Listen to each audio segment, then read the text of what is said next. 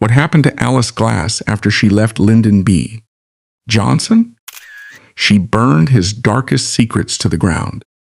Disgusted by the blood on his hands from the Vietnam War, the invisible architect behind LBJ's presidency threw decades of explosive letters into the fire. She completely severed ties, ruthlessly erased herself from history, and chose to die in absolute obscurity. We're about to unpack a lot of crazy history here.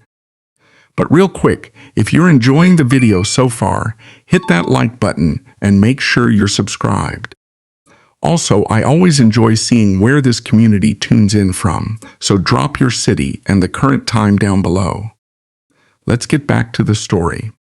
Born in 1911 in Lott, Texas, she emerged from an environment defined by heat, dirt, and crude oil money culture. Yet she was an absolute anomaly. She graduated from Marlin High School and pushed herself into Texas Christian University and later Columbia University in New York.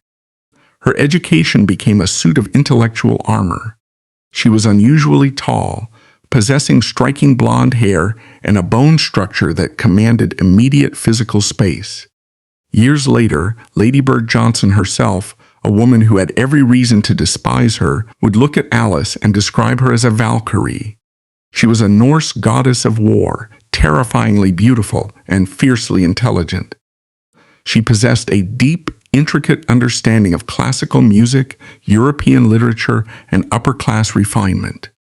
In the brutal, male-dominated world of Texas politics, she did not shrink to make insecure men feel comfortable.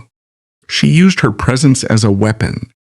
By 1931, at the age of 20, her intellect and sheer physical magnetism caught the attention of Charles E. Marsh. Marsh was a titan. 24 years her senior, he was a ruthless media baron who owned the Austin American-Statesman alongside a syndicate of other powerful publications. Charles Marsh bought ink, paper, politicians, judges, and legislation. He enveloped Alice in unimaginable wealth. He built Longley, a sprawling, magnificent Virginia estate modeled after a Sussex manor entirely for her. She had the jewels, the societal status, and the undivided attention of a man who controlled the narrative of the American South. But Alice was not a kept woman lounging in a gilded cage. She was his intellectual equal. She became his sounding board, his political strategist, and the reigning monarch of a shadow government that operated out of Longlia's dining room. But Alice had a fatal psychological weakness, one that would dictate the entire trajectory of her life and American history. She was addicted to raw potential. She was captivated by the idea of taking raw, unchanneled power and molding it into greatness. In 1937, a young, hyper-ambitious political secretary named Lyndon B. Johnson entered her orbit. The Marsh and Johnson families were closely acquainted, but when Alice looked at Lyndon, she did not see a friend. She saw a vessel. At 29 years old, Johnson was a frantic, gangly, sweating force of nature. His suits were baggy. He talked too fast, his skin constantly breaking out in rashes from the sheer, terrifying anxiety of his own ambition. He lacked the refinement, the polish, and the cultural vocabulary to navigate the upper echelons of Washington power. He was a crude Texas hustler. But Alice saw right through the unpolished exterior. She saw a man with an insatiable, almost frightening will to conquer. She recognized a hunger that matched her own intellect. Her sister, Mary Louise Glass, would later break decades of silence to admit the truth. She said that Lyndon was the absolute love of Alice's life. She said her sister was entirely, completely crazy about him. This was a hostile takeover.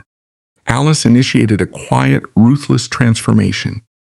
She turned the grand estate of Longlia into an exclusive political forge. She took this unrefined Texan and began to systematically rebuild him. She taught him how to dress with authority. She forced him to listen to classical music, demanding he appreciate the cadence and rhythm of high culture. She taught him how to enter a room of hostile elites without coming off as a backwoods beggar. She taught him the mechanics of aristocratic dominance. And the tragedy, the twisted reality of this era is that she did not just tutor Lyndon. She tutored his wife. Alice Glass taught Lady Bird Johnson the nuances of high society, instructing the woman whose husband she was sleeping with on how to be a proper political wife. Alice controlled the board entirely. Alice knew that refinement was useless without capital. Lyndon wanted to run for the United States House of Representatives in 1937, but he was a nobody against entrenched political machines. He needed money and he needed the press. Alice, fully embedded in her affair with Johnson, turned to her wealthy benefactor, Charles Marsh. With calculating precision, she manipulated the older media baron into believing that this young, frantic politician was the future of their empire. She convinced Charles Marsh to open his checkbook. More importantly, she convinced him to weaponize his entire network of 6 powerful Texas newspapers to ruthlessly, relentlessly back Johnson's congressional campaign. Marsh's papers ran glowing editorials, suppressed negative stories, and engineered a public perception of Johnson that he could never have afforded on his own. Alice Glass was actively funding and building her secret lover using the vast empire of the older billionaire who thought he owned her. She played a lethal game of political chess, assuming she could control the hurricane she was feeding. She believed that her moral compass and her intellect could tether Johnson's ambition to something righteous. For a brief shining moment, it seemed she was right. She was about to push him into a test of character so dangerous it could have destroyed his entire career before it even truly began. A moment that would force the young politician to look the ultimate evil in the face and break every law in the book just to prove his worth to the Valkyrie he loved. In early 1938, at the Salzburg Festival in Austria, the world's elite gathered amidst velvet-draped opera houses, pretending the rising tide of fascism was merely a temporary disagreement. In the audience sat Charles Marsh, the aging, tyrannical Texas media baron, and by his side was Alice Glass, his fiercely intelligent, statuesque mistress. They were there to consume high art, oblivious to the fact that they were dancing on the lip of a volcano. On the conductor's podium stood a 25-year-old musical prodigy named Erich Leinsdorf. He was an Austrian, he was brilliant, and he was Jewish. Alice Glass did not just admire talent, she hoarded it. She and Charles Marsh befriended the young conductor, drawing him into their suffocating orbit of immense wealth and patronage. For a fleeting moment, Leinsdorf was shielded by the sheer financial gravity of the American oligarch and his Valkyrie. But the illusion shattered in March of 1938 with the Anschluss. The mechanized terror of the Third Reich rolled across the Austrian border, annexing the country and instantly converting millions of citizens into subjects of the Nazi war machine. Overnight, the bureaucratic machinery of death was activated. At the exact moment the swastika was raised over Vienna, Erich Leinsdorf happened to be in the United States, working on a temporary visa to conduct at the Metropolitan Opera in New York. Leinsdorf's temporary visa was set to expire. Under the violently anti-Semitic, isolationist immigration quotas strictly enforced by the United States State Department at the time, renewing a visa for a Jewish refugee was a bureaucratic impossibility. The State Department was notoriously indifferent, often openly hostile, to the plight of European Jews. Returning to Austria meant internment, starvation, and inevitable execution. Leinsdorf was a dead man walking, tethered to a ticking clock of immigration paperwork.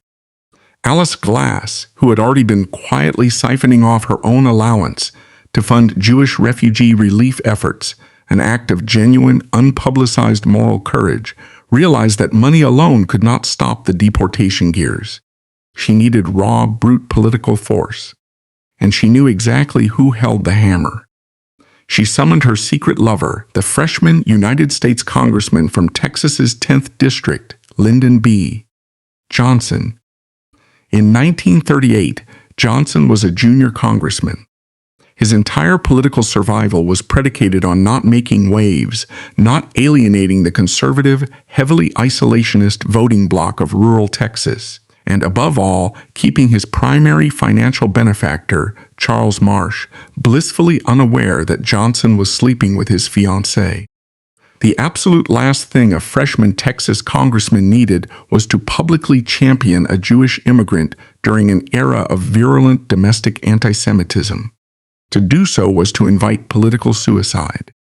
His natural instinct, born of a deep, paralyzing fear of failure and a pathological need for consensus, would have been to look the other way. He would have offered empty condolences, cited the rigid quota laws, and let Leinsdorf march back into the Nazi meat grinder. But Alice Glass cornered him. The confrontation occurred in a private suite at the opulent Mayflower Hotel in Washington, D.C. It was an ultimatum delivered in the shadows of luxury. Charles Marsh brought the terrified young conductor into the room, expecting his politically indebted protégé to simply fix the problem.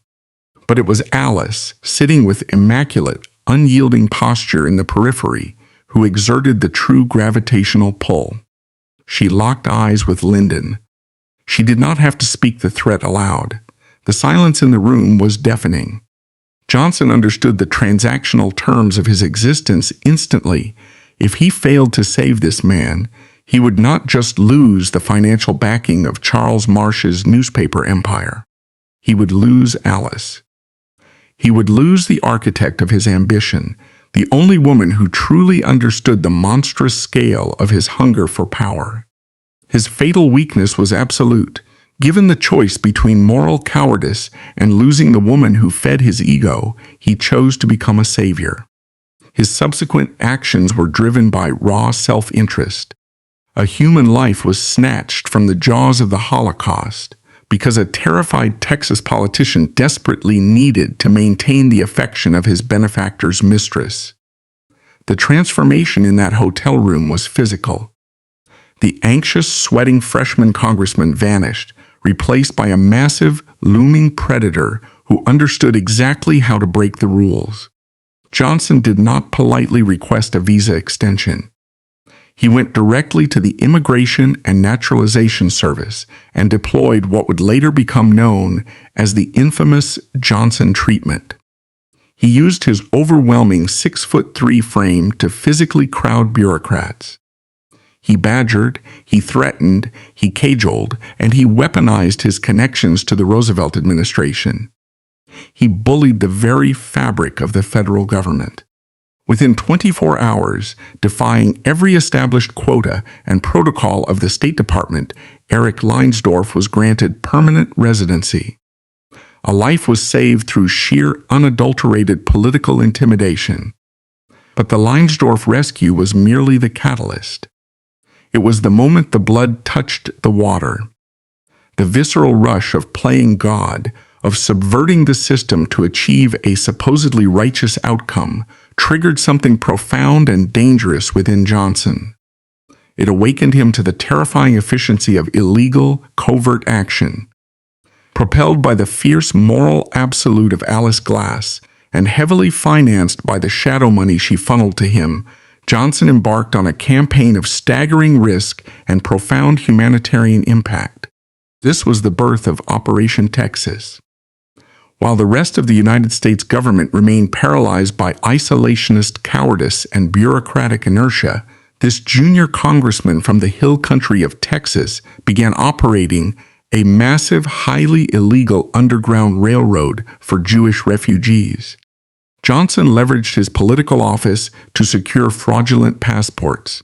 He bypassed the State Department entirely, establishing rogue back channels through the American consulate in Havana, Cuba, and various diplomatic outposts in Mexico and South America. He smuggled hundreds of Jews out of Nazi-occupied Europe, routing them through circuitous, undocumented paths until they reached the sweltering docks of Galveston, Texas. Once they arrived, the sheer scale of the operation expanded. Johnson coerced Texas businesses, local government agencies, and the National Youth Administration into providing housing, creating fake employment records, and integrating these traumatized refugees into the Texas economy. He was breaking federal immigration law on an industrial scale. If discovered, it would not have merely ended his political career. It would have resulted in federal indictments. It would have destroyed the Johnson name forever. The contradiction is absolute. The ruthless political operator who rigged elections and intimidated rivals simultaneously orchestrated one of the most daring humanitarian rescue missions in American history. And he did it entirely off the books, operating in the darkest corners of the law, fundamentally driven by the ideological demands of a woman he was not married to. He was a corrupt machine politician doing the holy work of saints, fueled by illicit love and dirty money. The physical toll of this dual existence began to manifest. Johnson's eczema flared violently. He consumed alcohol in dangerous quantities. He chain-smoked, his voice dropping into a raspy, aggressive drawl. He was carrying the agonizing weight of hundreds of lives, balancing the terrifying logistics of international smuggling, while simultaneously maintaining the facade of a dutiful congressman and a loyal friend to Charles Marsh. Every time he sat at the grand dining table at Longley, drinking Marsh's expensive scotch, listening to Alice discuss European art, Johnson knew he was playing a game of Russian roulette. The money trails were getting complicated. The logistical footprint of Operation Texas was expanding beyond his ability to easily conceal it. He was riding the high of monumental secret power. He felt invincible, believing that his sheer force of will could keep the disparate, explosive elements of his life compartmentalized indefinitely. He believed he could keep the media baron's money, keep the moral high ground by saving refugees, and keep the Valkyrie who orchestrated it all safely tucked away in the shadows of a Virginia estate. But hubris always leaves a scent. And in the claustrophobic, paranoid world of high-stakes Washington power, secrets that large have a terrifying gravity. They begin to pull the walls inward. By the winter of 1939, the fragile, meticulously constructed illusion that Alice Glass had built to protect her lover was beginning to crack. The whispered rumors in the corridors of power were growing louder. The financial discrepancies in Charles Marsh's accounts were becoming impossible to ignore. The tension was winding tighter and tighter, like a mechanical spring ready to snap and tear through flesh. And that snap was coming. The reckoning arrived in the very place where the empire was built, bringing the young politician face to face with the savage economy of power, a system where women were rarely allowed to be architects, often reduced to collateral damage. The explosion was imminent, and it would rip the mask off Lyndon Johnson forever. The architecture of a political secret in Washington, D.C. is inherently unstable. In a city where information is the primary currency, a secret as colossal as a freshman congressman sleeping with the fiancée of the multimillionaire media baron who funds his entire existence is not just a risk. It is a ticking, explosive device placed beneath the foundation of a career. By the autumn of 1939, the atmosphere surrounding Lyndon B. Johnson, Alice Glass, and Charles Marsh had become thick with an unbearable, suffocating tension. The brilliant, dangerous game that Alice had engineered, using Marsh's vast fortune and his 6 powerful Texas newspapers to construct Lyndon's political machinery, while carrying on a deeply passionate, illicit affair with him in the very houses Marsh owned, was defying the laws of political gravity. But gravity, especially in the brutal ecosystem of political power, always eventually reasserts its dominance. Charles E. Marsh was a tyrant. As a kingmaker, he viewed politicians strictly as employees on his payroll. He bought men. He bought influence. and in his mind he had bought Alice Glass. He had constructed Longlia, the sprawling Virginia estate, as a monument to his ownership of her. For Marsh, the realization of the betrayal was not merely a matter of a broken heart. It was an unforgivable breach of contract. It was a theft of property. The precise mechanics of how the secret finally unraveled in late 1939 remain obscured by the shadows of history, whether it was a whispered rumor from a jealous staffer, a misplaced letter, or simply the undeniable, magnetic physical tension between Lyndon and Alice in a crowded room. But the method of discovery is irrelevant compared to the sheer, unadulterated devastation of the fallout. When Charles Marsh confirmed the affair, the world did not explode in the press. In the higher echelons of power, executions are carried out behind closed doors. The confrontation took place within the heavy oak-paneled walls of Longlia, the very sanctuary Alice had transformed into a political salon for her lover. When Marsh cornered Johnson, the media baron did not request an explanation. He erupted into a volcanic, terrifying rage. He utilized his age, his vast wealth, and his absolute control over Johnson's public narrative to physically and verbally obliterate the young congressman. Marsh screamed. He humiliated Johnson in front of the woman they both claimed to love.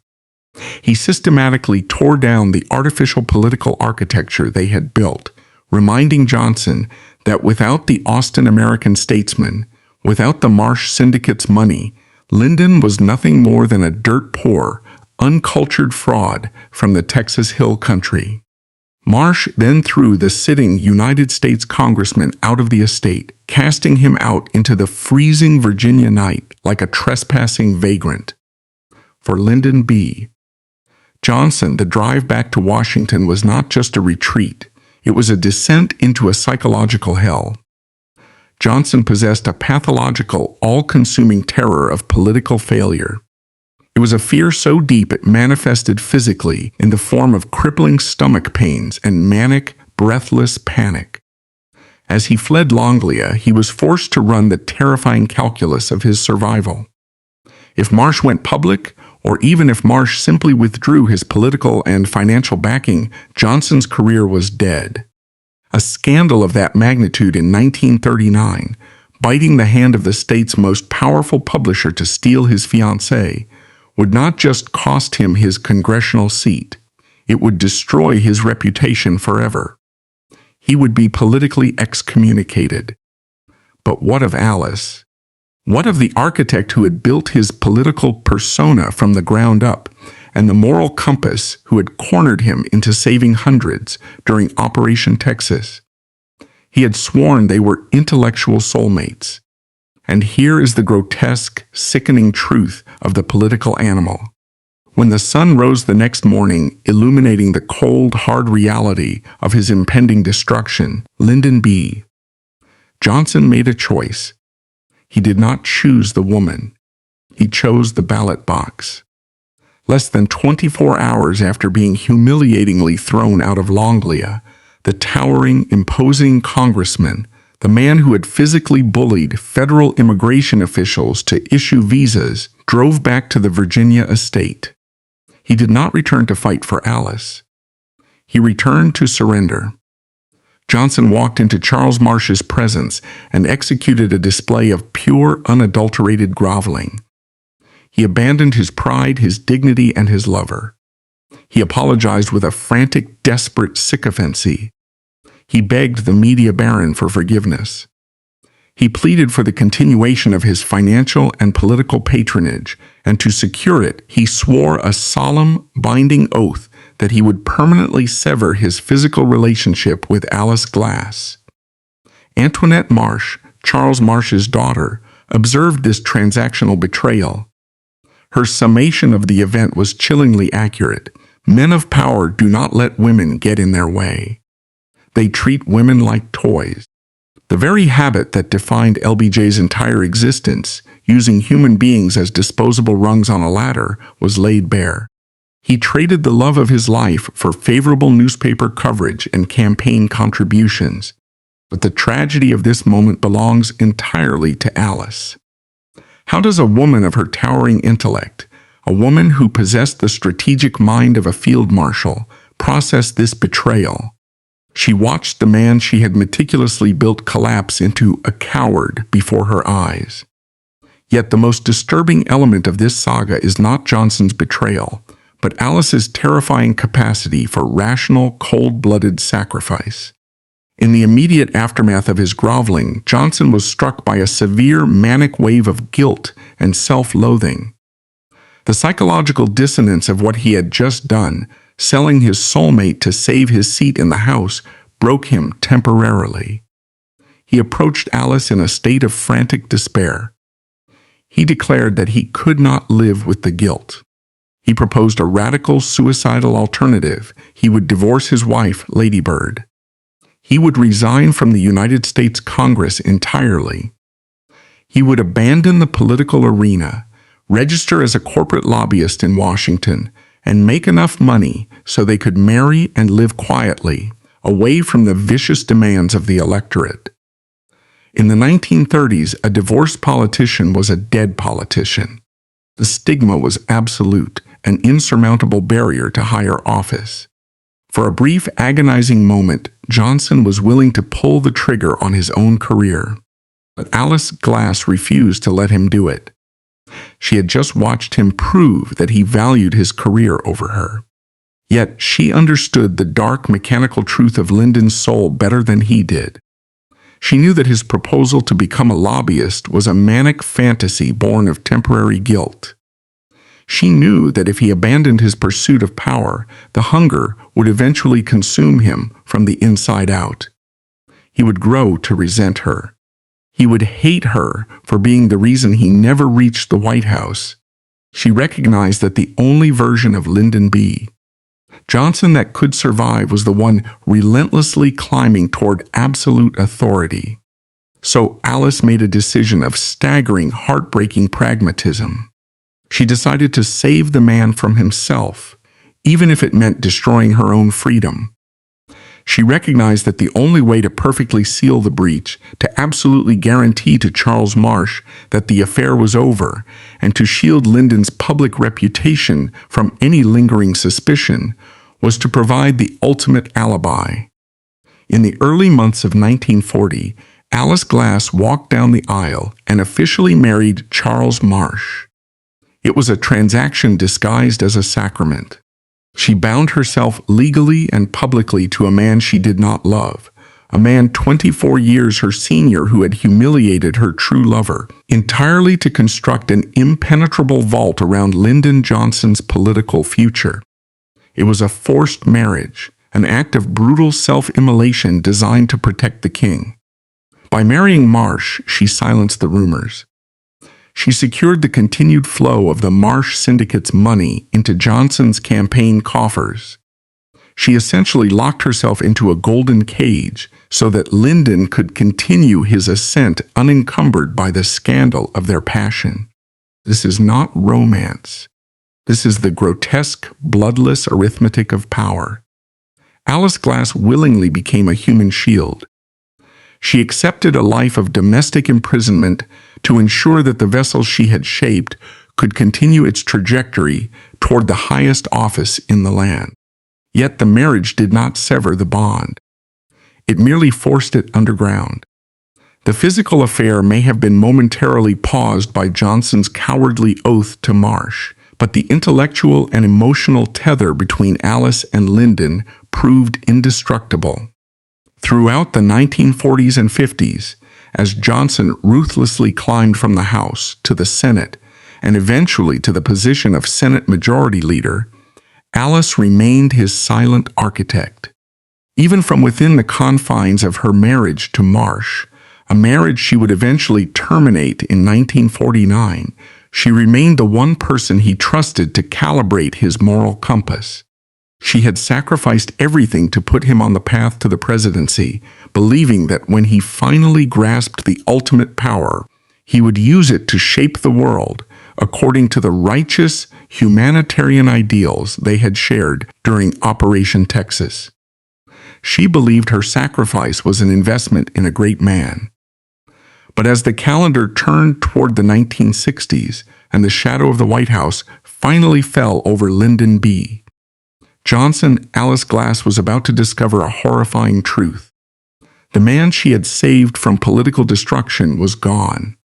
In his place stood a monstrous paranoid operator, a man whose insatiable need to dominate was about to collide with a small, divided country in Southeast Asia. Up to this point, she had controlled the narrative. But in 1964, the machine she built would turn its guns on the world, and the Valkyrie would be forced to watch her creation drown a generation in blood. The passage of time in Washington is not measured in years. It is measured in the accumulation of leverage. Throughout the 1950s and into the early 1960s, Lyndon B. Johnson accumulated power with the terrifying mechanical efficiency of a combine harvester. He evolved from a desperate freshman congressman into the master of the Senate and eventually into the vice presidency. Through all of this, the invisible architecture of his political soul remained tethered to Alice Glass.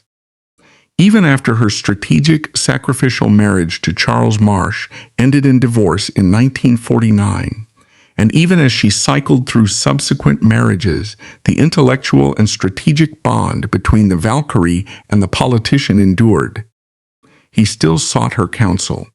He still craved her validation. He still viewed the grand estate of Longlia as his ultimate sanctuary. But a sanctuary is only necessary when a man recognizes he is a monster.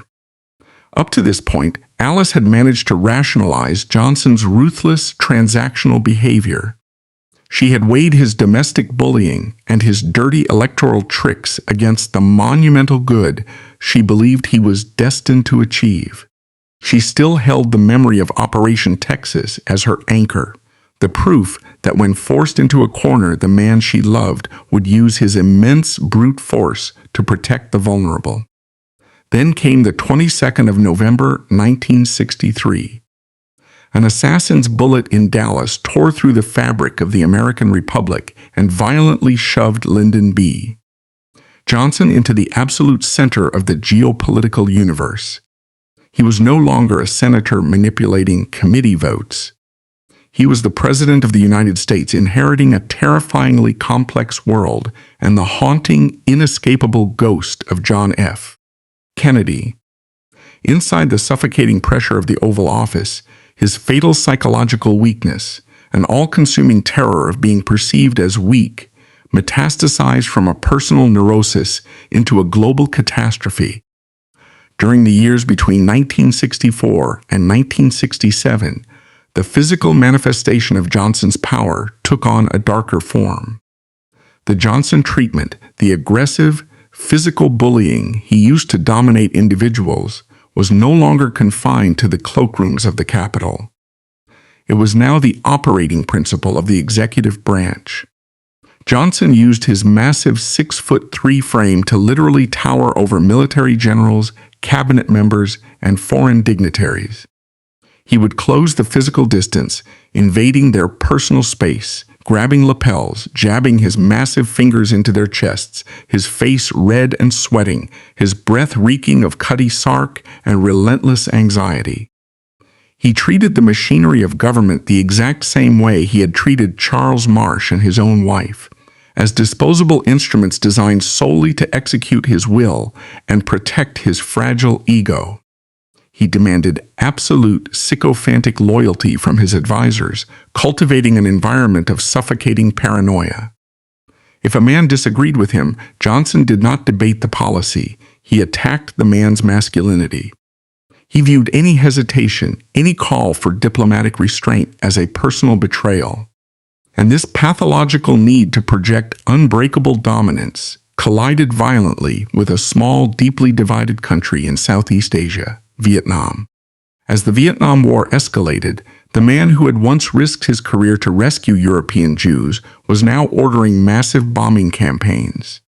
From the quiet refinement of Longlia, Alice Glass watched this transformation with mounting horror.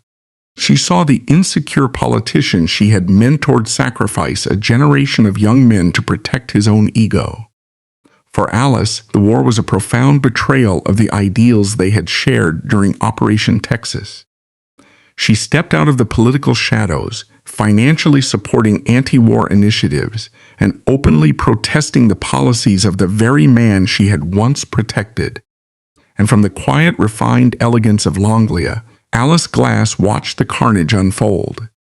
For Alice, the Vietnam War was not merely a political disagreement.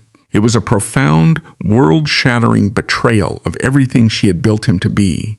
She was now a woman in her 50s. The fire of her youth had solidified into a cold, unbreakable moral absolute. She possessed an intellect capable of piercing through the frantic, patriotic propaganda pouring out of the White House press briefing room. She saw exactly what Lyndon was doing. She saw the terrified, insecure Texas hustler wearing the mantle of the commander-in-chief, sacrificing an entire generation of young men on the altar of his own vanity. Alice Glass viewed the war as one of the great moral atrocities of modern history. She actively aligned herself with the burgeoning anti-war movement. She, a woman who had spent decades mastering the art of the political shadow game, stepped into the harsh light of dissent. She financially supported anti-war initiatives.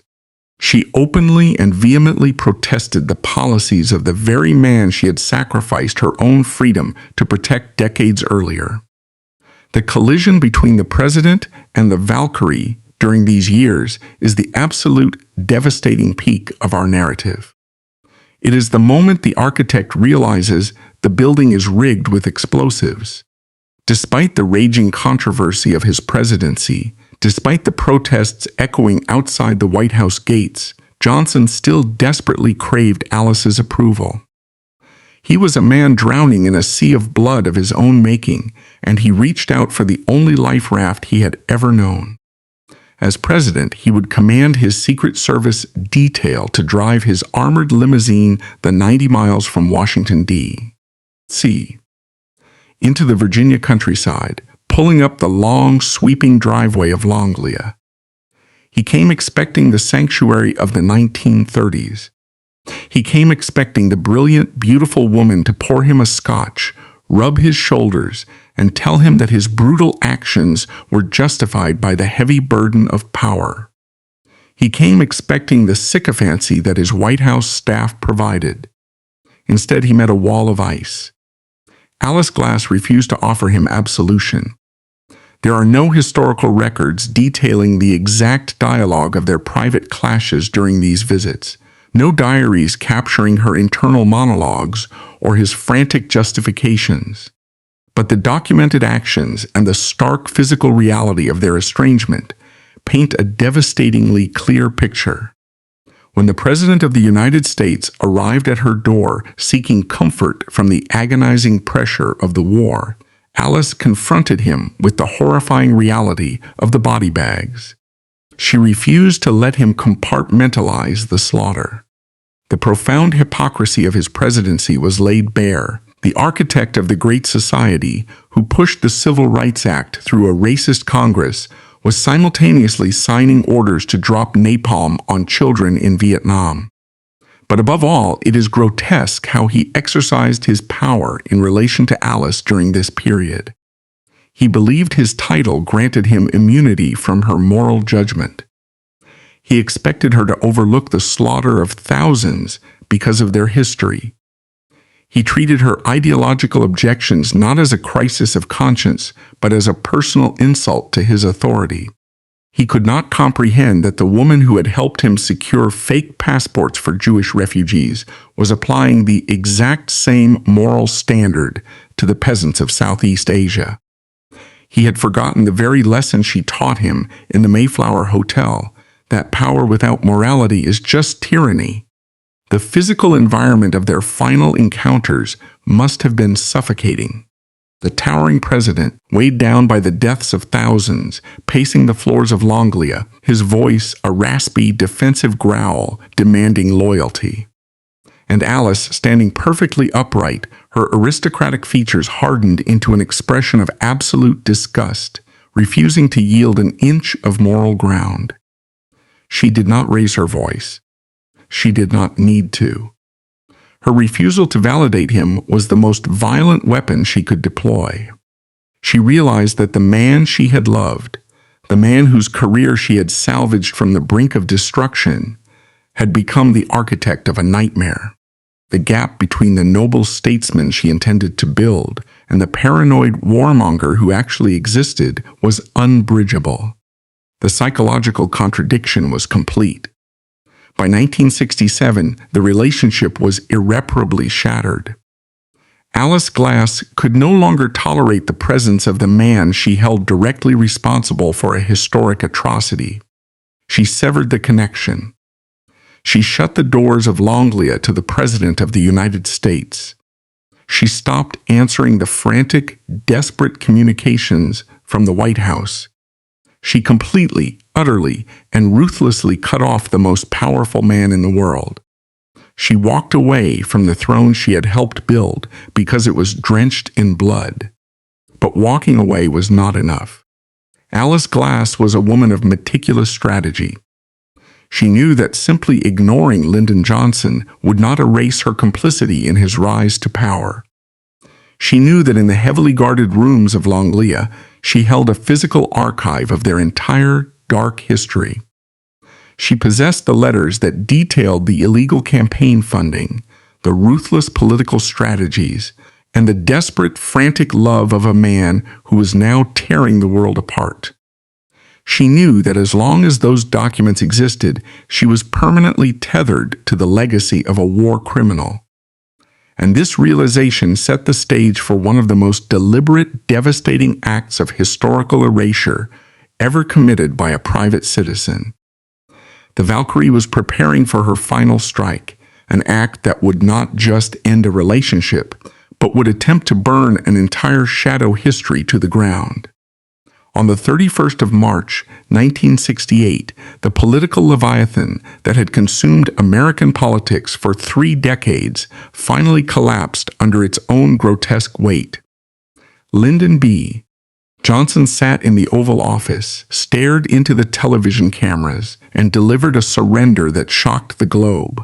"I shall not seek, and I will not accept, the nomination of my party for another term as your president."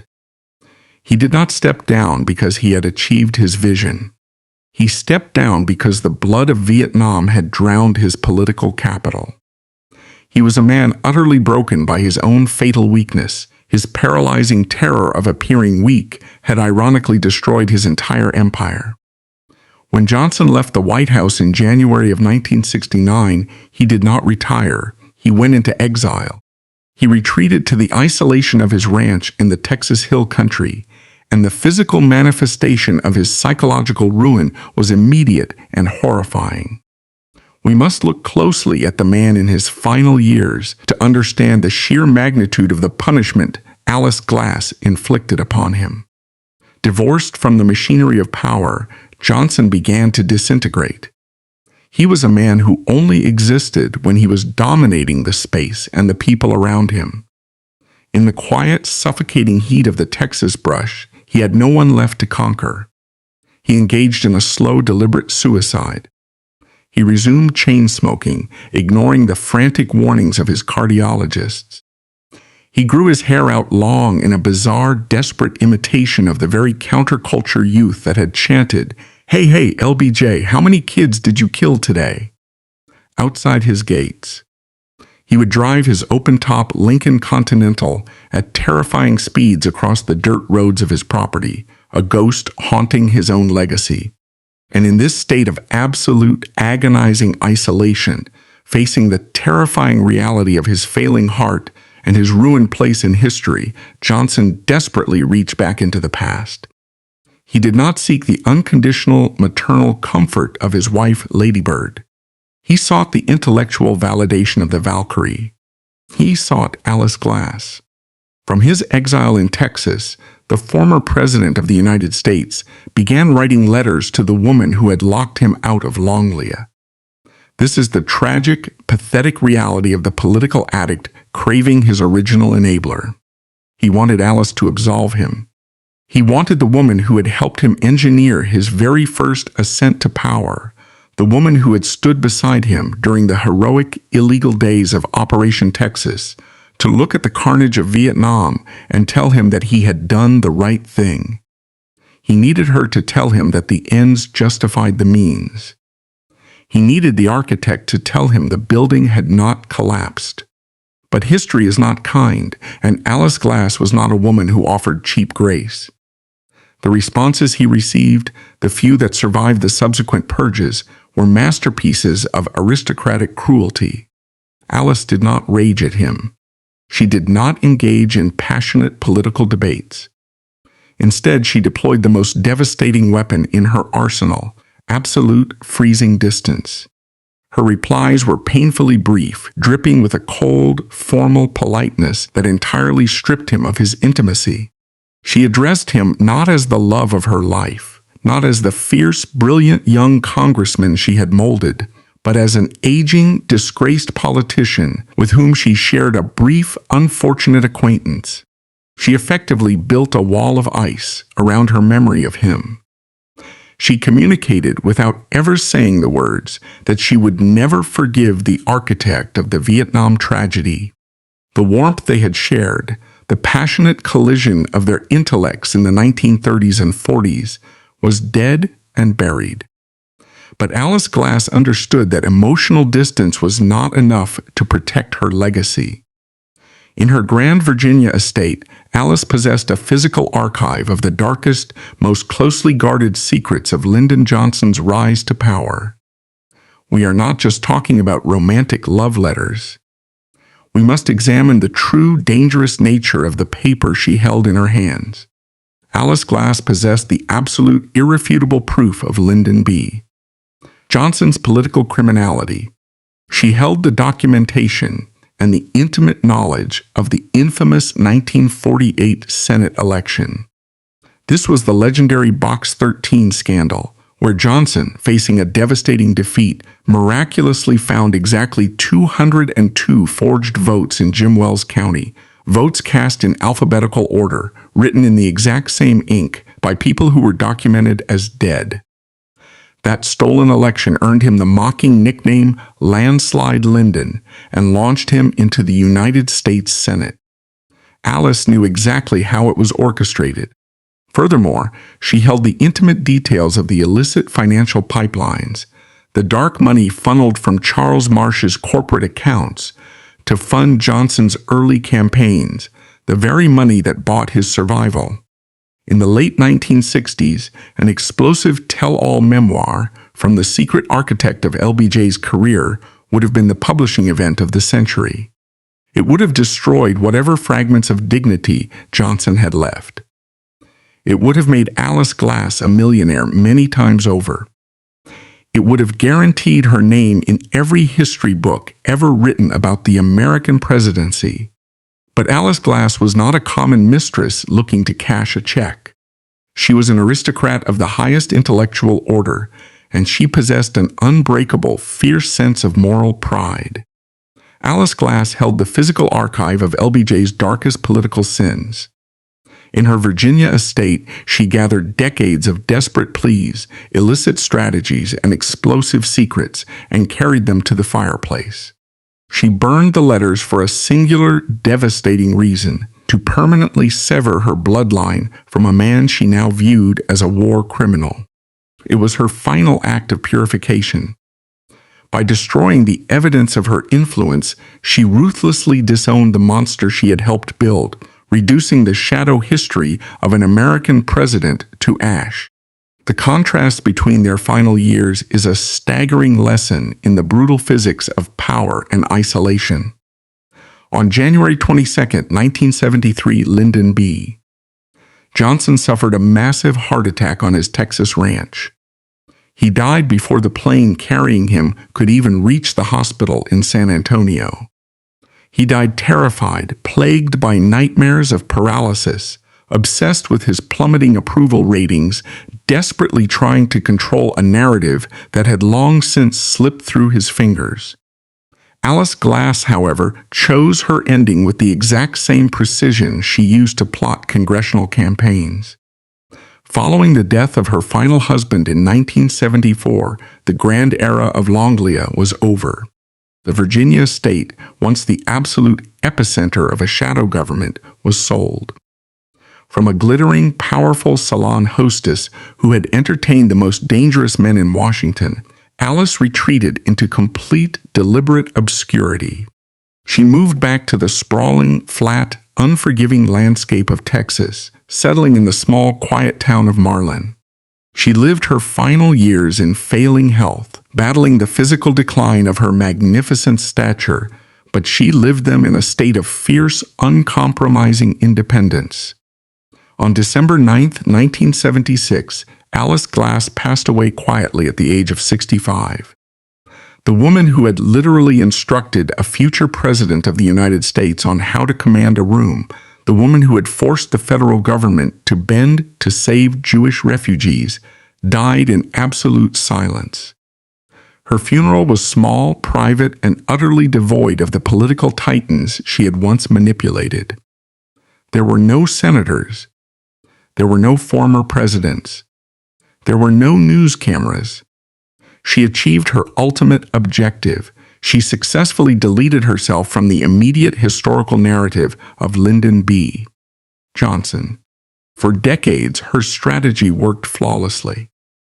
When the legendary Pulitzer Prize-winning historian Robert Caro began his exhaustive, multi-volume excavation of Lyndon Johnson's life, he traveled to Marlin, Texas. He dug into the archives, interviewed the surviving operatives, and searched for the woman rumored to have been LBJ's political mastermind. He ran into a brick wall. Alice Glass had covered her tracks with the discipline of a master spy. The local records yielded nothing but the mundane details of a quiet life. The physical evidence had gone up the chimney of a Virginia fireplace. It was only years later, when the silence became too heavy to bear, that the truth finally leaked out.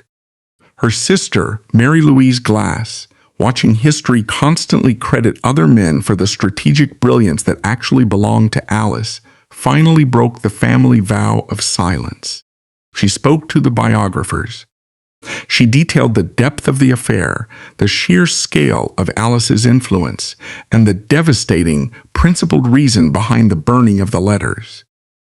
Through the crack in that wall of silence, the Valkyrie finally emerged from the ashes, taking her rightful, terrifying place in the history of the American presidency. Lyndon B. Johnson was the product of an American political machine that fundamentally rewards ruthlessness over righteousness. He was forged in a system that demands a man strip himself of his basic humanity, betray his mentors, and commodify his lovers just to secure a seat at the table. His legacy is a massive, bleeding moral debt. It is a ledger written in the blood of American draftees and Vietnamese civilians, permanently balanced against the legislative triumphs that brought millions of Americans out of poverty and gave them the right to vote. But if it weren't for Alice Glass, if it weren't for the Valkyrie who found him when he was nothing more than a frantic, terrified Texas secretary, who funded his ambitions, refined his brutal edges, and forced him to discover his own courage during the darkest days of the Holocaust, history might have never known the name Lyndon B. Johnson. She built the vessel. She filled it with purpose. And when that vessel became corrupted beyond repair, she possessed the supreme, magnificent pride to strike a match, burn the evidence of her own power, and walk away into the quiet dignity of oblivion.